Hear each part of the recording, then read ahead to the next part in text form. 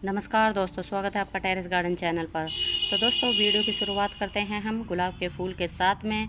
तो आप देख सकते हैं ये कितना सुंदर फ्लावर हमारे गार्डन में खिला हुआ है और एक ये खिला हुआ है।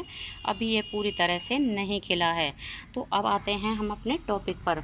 तो दोस्तों आज हम बातें करने वाले हैं स्ट्रॉबेरी के प्लांट के बारे में कि स्ट्रॉबेरी के प्लांट को समर सीजन में कौन सी जगह रखना है, मतलब किस जगह रखना है, इसको कितना पानी डालना है और मॉनसून में इसको किस तरह से तेज़ बारिश से बचाना है।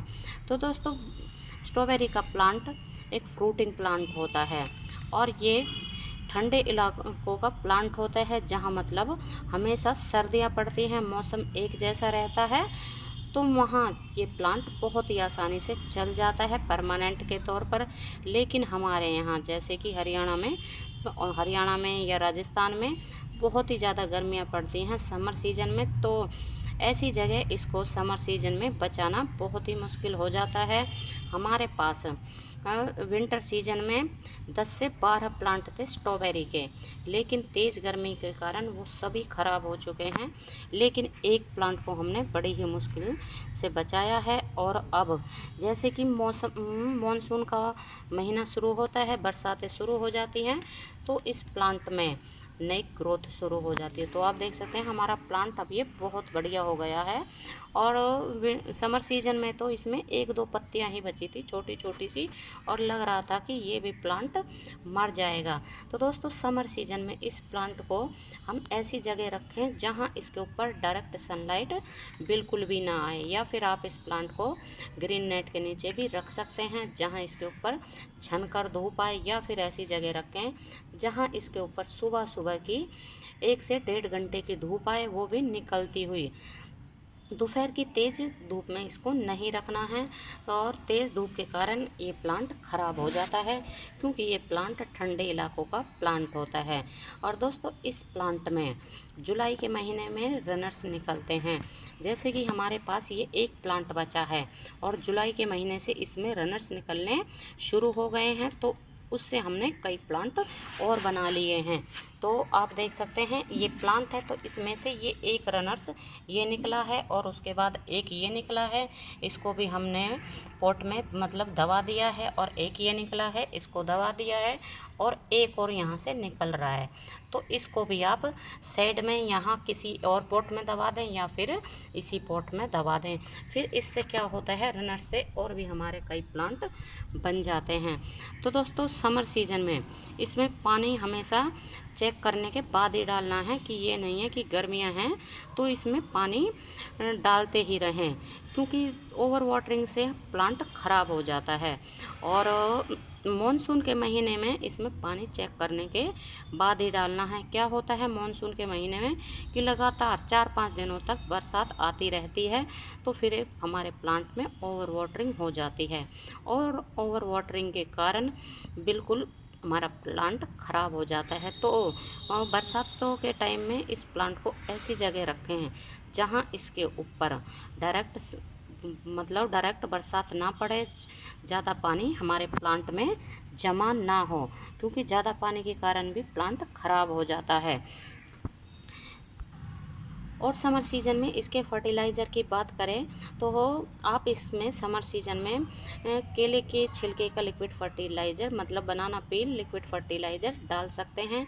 और इसमें ज़्यादा कोई फर्टिलाइज़र डालने की ज़रूरत नहीं है, क्योंकि ये प्लांट समर सीजन में डोरमेंसी में चला जाता है। ना तो इसमें फ्रूट आते हैं तो और ना ही इसमें ग्रोथ होती है। और आप चाहें तो जैसे कि अक्टूबर का महीना स्टार्ट होता है, तो अक्टूबर से इसमें मतलब फल वाले जो फूल हैं आने शुरू हो जाते हैं, मतलब अक्टूबर के महीने से इसमें फ्रूटिंग शुरू हो जाती है। तो उस टाइम में आप इसमें डाल सकते हैं सरसों की खली का लिक्विड फर्टिलाइज़र, और उस समय आप इसमें बनाना पील लिक्विड फर्टिलाइज़र भी डाल सकते हैं। और इस प्लांट में क्या होता है, कई बार मिलीबग का अटैक हो जाता है। तो मिलीबग के अटैक से इस प्लांट को बचाने के लिए आप इसमें 15 से 20 दिन में एक बार नीम ऑयल का स्प्रे कर देते हैं, तो फिर हमारा प्लांट मिलीबग से या किसी भी तरह के इफेक्ट से बचा रहता है। और इसमें हमें हमेशा ही ऑर्गेनिक फर्टिलाइज़र यूज़ करना चाहिए, क्योंकि ये एक फ्रूटिंग प्लांट होता है और इसमें जो हम पेस्टिसाइड यूज़ करते हैं वो भी हमें ऑर्गेनिक ही इस्तेमाल करना चाहिए, क्योंकि इसका जो फ्रूट होता है उसके ऊपर कवर नहीं होता है, मतलब किसी भी तरह का छिलका या कवर नहीं होता है। तो इसलिए अगर हम केमिकल का इस्तेमाल करते हैं तो फिर केमिकल भी आप ना चाहें तो भी थोड़ा बहुत फ्रूट के ऊपर जाके लग जाता है और फिर वही हम खा लेते हैं तो वो हमारे पेट में भी चला जाता है। तो इसलिए हमें इसमें ऑर्गेनिक पेस्टिसाइड ही इस्तेमाल करना है, जैसे कि हम बताते हैं नीम ऑयल का लिक्विड फर्टिलाइज़र, नीम ऑयल का पेस्टिसाइड। तो नीम ऑयल जो है बिल्कुल ऑर्गेनिक पेस्टिसाइड होता है।